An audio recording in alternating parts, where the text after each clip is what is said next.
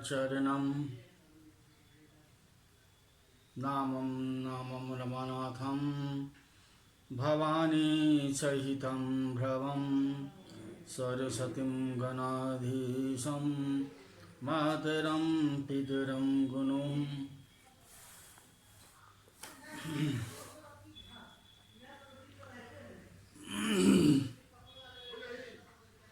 प्रवक्ता आधार पुरुषस्य नाम डॉक्टर कृष्ण नारायण झा,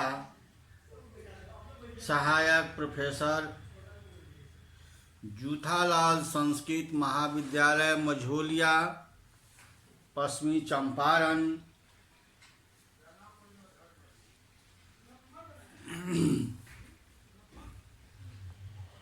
आज का कक्षा है उपशास्त्री द्वितीय खंड।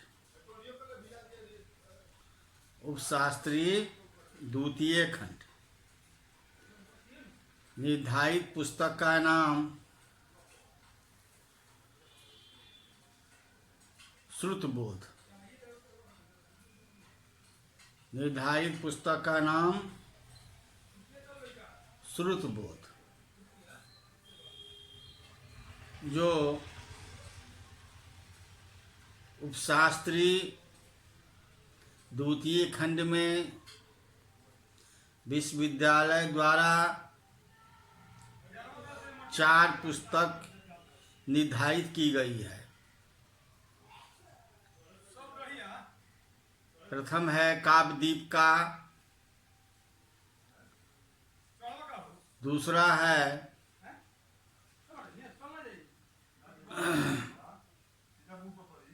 रघुवंश महाकाव्य और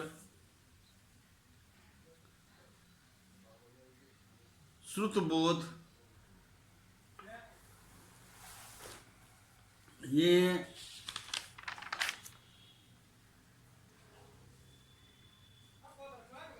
और किरातार्जुनीयम,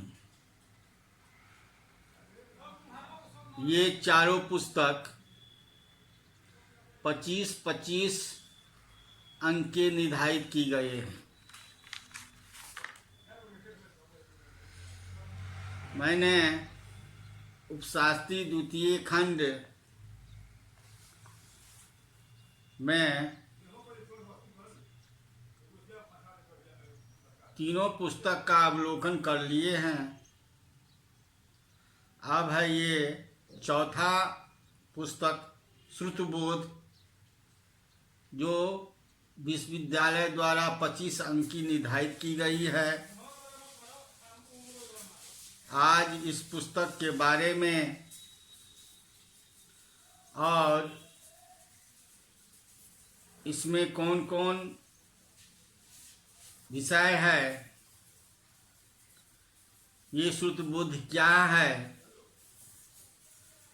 उसके बारे में अभी जानकारी प्राप्त करेंगे। सर्वप्रथम श्रुतबोध में आज का विषय है, शीर्षक है ग्रंथ परिचय एवं गुरुवर्ण का ज्ञापन। एवं गुरु वर्ण का ज्ञापन। तो श्रुतबोध क्या है, किसे कहते हैं? श्रुत मतलब होता है सुनना, अबोध मतलब होता है ज्ञान। तो श्रुतबोध सुनने मात्र से जो ज्ञान हो जाए उसे श्रुतबोध कहते हैं। ये कालिदास का रचित ग्रंथ है।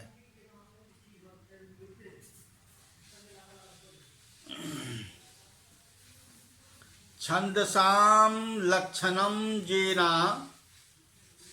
सूत्र मात्रेन बुद्धीयते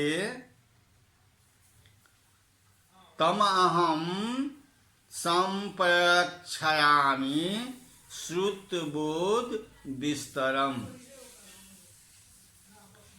यह श्रुतबोध का प्रथम पुस्तक का प्रथम श्लोक है। इसमें कहना ये है कि छंदसाम लक्षणम, छंदों का लक्षण, सूत्र मात्रेन गिबुध्यते, अर्थात सुनने से जो मात्र ज्ञान का बोध होता है, तम अहम संप्रयच्छामि, तम अहम उसके बारे में बिना विस्तार के कहूँगा। श्रुत बोध माध्यम। अब ये शब्दार्थ कोई भी श्लोक पढ़ने से पहले उसके बारे में अन्वय किया जाता है। छंदसाम लक्षणम जेना सुप्त मात्रेन बुध्यते तम अहम संप्रयच्छामि श्रुत बोध विस्तरम। इस श्लोक का अन्वय है जेन सुप्त मात्रेन छंदसाम लक्षणम बुध्यते तं श्रुत बोध अहम अविस्तारम संप्रयच्छामि। इसका शब्दार्थ देखिए, हिंदी रूपांतर देखिए इस श्लोक का। जेन सूत्र मात्रेन, जिसके सुनने से, जेन सूत्र मात्रेन अर्थात जिसके सुनने से, छंदसाम छंदों की लक्षण, अर्थात लक्षण कैसे कहते हैं? तो चिन्ह बोधम, चिन्ह, छंदों का लक्षणम, छंदों का लक्षण बोधक चिन्ह, बुध्यते अर्थात जाना जाता है। तू श्रुतबोधम, उस श्रुतबोध नामक ग्रंथ को अहम मन मैं अविस्तरम, बिना विस्तार किए हुए, अविस्तरम अर्थात बिना विस्तार किए हुए, संक्षेप में संप्रयच्छामि अर्थात कहूंगा।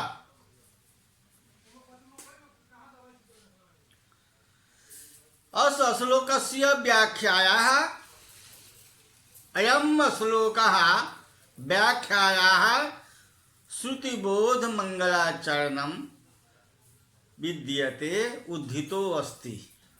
अस्य रचयिता महाकवि कालिदासः ग्रंथेन श्रुतमेवः सूत्रमात्रेण, तेन सूत्रमात्रेण अर्थात केवल मानिकानि तेम छंदसाम वृतानाम आजानुपुष्ट दीनाम लक्षणम अर्थात बोधम चिन्हम गुरुतरु विरामादि रूपः बुध्यते अर्थात एतादृशं सूत्र बोधगम्यम ग्रंथम अहम ग्रंथ कृतं न विस्तारो यथा अस्यागताः निरविस्तरं संक्षेपेन संप्रयच्छामि अथातः सम्यकतया वर्णम यास्यामि। अब इसका हिंदी रूपांतर है, जिसके सुनने मात्र से छंदों अर्थात आर्जहा, अनुपुष्ट आदि सुक्तों वृत्तों के लक्षण समझ में आते हैं, उसे श्रुतबोध नामक ग्रंथ को मैं संक्षेप में कहूंगा। इस श्लोक का ये अर्थ है।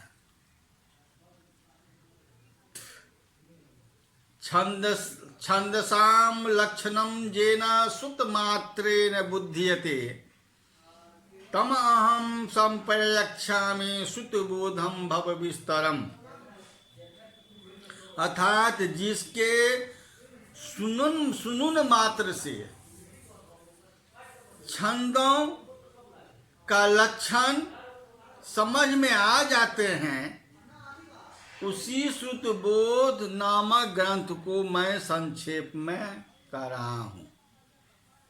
पुस्तक का परिचय यही है। अब इस पुस्तक में छंद बहुत है। एक एक छंद के बारे में जानकारी प्रतिदिन मैं अवश्य दूंगा। जैसे छंद हैं, आर्जा छंद हैं, गीत छंद हैं, उपगीत छंद हैं, अक्षर पंक्ति छंद हैं, शशि वंदना है, मदलेखा है, श्लोक अनुपुष्ट है, जिसमें तगन मगन गगन आदि सबके बारे में आपको जानकारी देना है। मान बकरा डीनम है, उसके बाद इंद्र बजा चंद्र है, शालिनी चंद्र है, और मंदाकिनी है, उपजाति छंद है, उपेंद्र वजा छंद है, वैश्वदेवी छंद, उसके बाद है मंदा क्रांता छंद है। इस तरह के आदि आदि लगभग इस पुस्तक में 100 से ऊपर छंदों है। इसमें गुरु और लघु, कोई श्लोक के गुरु और लघु के बारे में जानकार होता है। गुरु कैसा होता है, लघु कैसा होता है, ये सब जो है गुरु वर्ण ज्ञापन। आज मैंने प्रथम शीर्षक में लिया है गुरु के बारे में, उसके बाद लघु के बारे में जानकारी लेंगे और प्रत्येक दिन छंद का जानकारी लेंगे। तो आज का प्रथम विषय है गुरु वर्ण का ज्ञापन। गुरु वर्ण का ज्ञापन क्या है? जो गुरु वर्ण का ज्ञापन है जो संयुक्ताक्षर में से पहला वर्ण, दीर्घ वर्ण, अनुस्वार या विसर्ग जिसके साथ हो वह हर्ष स्वर वर्ण में भी गुरु संज्ञक माना जाता है। छंद के पाद का अग्रिम वर्ण छंद की आवश्यकता अनुसार ही गुरु होता है, कहीं नहीं भी होता है। अब एक श्लोक है इसका, संयुक्ता दीर्घम सानुसारम विसर्ग सम मिश्रम विज्ञेय अक्षरम गुरु पादांत स्थम विकल्पने। अर्थात इस श्लोक का अन्वय है संयुक्तार्थ दीर्घ सा अनुसारम विसर्ग सम्मिश्रम अक्षरम विज्ञेयम तदादातम्य विकल्पेन गुरु विज्ञापनम। ये अन्वय हुआ। अब इसका भावार्थ जानते हैं। हिंदी रूपांतर जानना आवश्यक है। संयुक्तार्थम अर्थात संयुक्त जुड़े हुए अक्षरों से पढ़ने का। संयुक्तार्थम अर्थात अक्षरों से जुड़े हुए अक्षरों से पहले का वर्ग। संयुक्त जुड़े हुए अक्षरों से पहले का। दीर्घ मतलब होता है मात्रा। सा अनुसार अर्थात अनुसार सहित। विसर्ग संधि विसर्गों से युक्त। विसर्ग संधि अर्थात विसर्गों से युक्त। अक्षरम अर्थात गुरु नाम का। विज्ञेयम गुरु नाम का। विज्ञेयम जानना चाहिए। तदार्थस्य पाद के अंत में स्थित अक्षर विकल्पेन अर्थात विकल्प से आवश्यकता अनुसार। अब यहाँ पर हम देखते हैं आदो भाव माध्यम संयुक्ताद्यम आद्यम संयुक्ताद्यम सूज अस्ताप अक्षरात् प्रथमम अक्षरम गुरुम विजय मित्ये संबंध। दीर्घ स्व युक्तम द्विमात्रिकमिति गहवात अनुस्वारेण सहितम अनुस्वारम। अर्थात संयुक्ताक्षर से पहला वर्ण दीर्घ वर्ण अनुसार या विसर्ग जिसके ग्रंथ की वह हर्ष वर्ण भी गुरु संज्ञक माना जाता है। छंद के पाद का अंतिम वर्ण। छंद के पाद का अंतिम वर्ण छंद की आवश्यकता अनुसार ही गुरु होता है, अन्यथा नहीं होता है। एक हर्ष वर्ण के उच्चारण में जितना समय लगता है उसे क मात्रा कहते हैं। अतः हर्ष वर्ण अ ई ऋ से ये एक द्विमात्रिक कहे जाते हैं और आ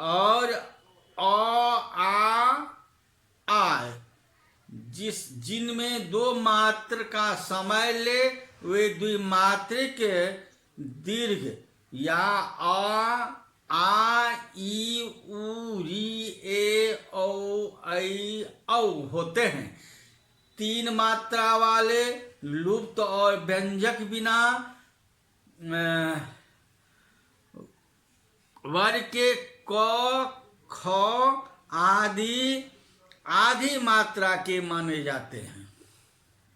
संगीत में इसका विचार इस प्रकार होता है कि किंतु छंद में ह्रस्व अर्थात लघु, दीर्घ अर्थात गुरु का ही प्रयोग होता है और व्यंजन की वही मात्रा मानी जाती है जो उससे बड़े स्वर की भी हो। जैसे लघु का दीर्घ, यदि दो व्यंजन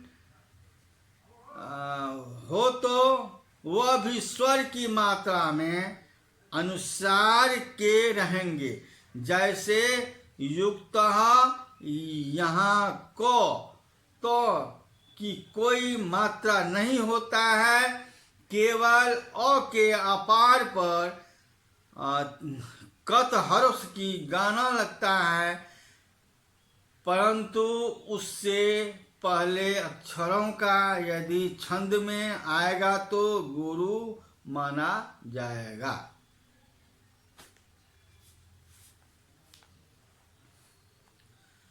छंद में गुरु का संकेत 5 लघु का है। छंद में गुरु का संकेत 5 लघु का है, अथवा गुरु की गु और लघु की ल अक्षर में समझा जाता है। गुरु की गु और लघु की ल अक्षर में समझा जाता है। छंद के विषय में निम्नलिखित बातों पर सदा स्मरण रखना चाहिए। छंद के विषय में निम्न बातें सदा स्मरण रखना चाहिए। पहला है कोई भी पद जिसमें 4 पद है छंद कहलाता है। कोई भी पद जिसमें 4 पाद हो छंद कहलाता है। वह 2 प्रकार का होता है।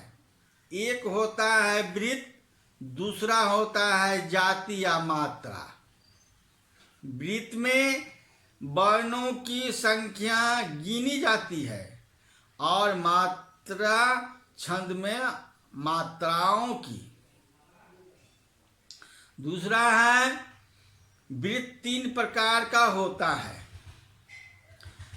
वृत्त 3 प्रकार का होता है। सम, जिसमें चारों पादों में समान हो।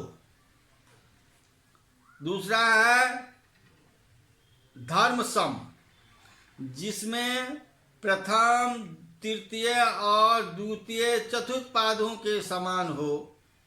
विखम शब्दों में प्रत्येक पाद में भिन्न संख्यक वर्ण हो।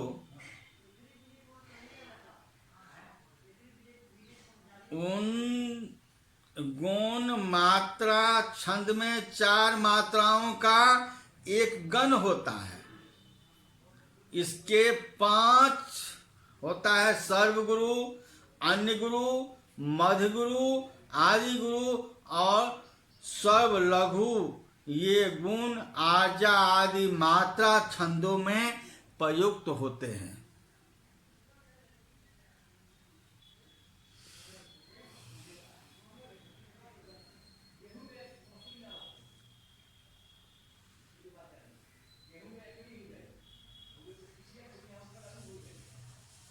आदि मध्यावसानेषु भवसा यान्ति गौरवम् यर्ता लाघवम् यान्ति मनोतु गुरु लाघवम्। भुजसा आदि मध्यावसाने गौरवम् यान्ति। यहाँ य र ता लाघवं यान्ति तु मंत्रे गुरु लाघवं यातः। भजसा भगन जगन सगन आदि मध्यावसाने है। आदि मध्य और अंत में गौरवा अर्थात गुरु तत्व को यान्ति अर्थात प्राप्त करता है। यर्ता यगन रगन और तगन लाघवम यान्ति ही लघुता को करते हैं। मनो तु मगन और नगन तो गुरु लाघवा पर्व क्रम से सर्व और सर्व लघुतत्व को प्राप्त होते हैं। भावार्थ है इसका, इस श्लोक का, जो भगन जगन और सगन के क्रम से आदि मध्य और अंत के गुरु वर्ण होता है।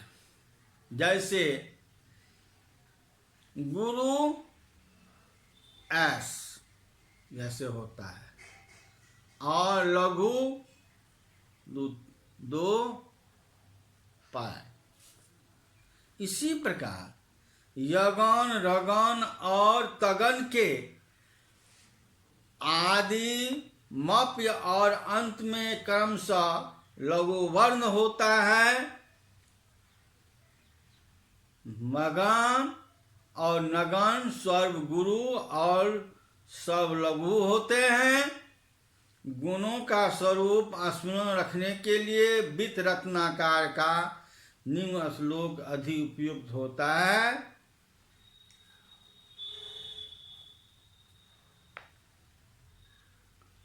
आज मैंने सुतबोध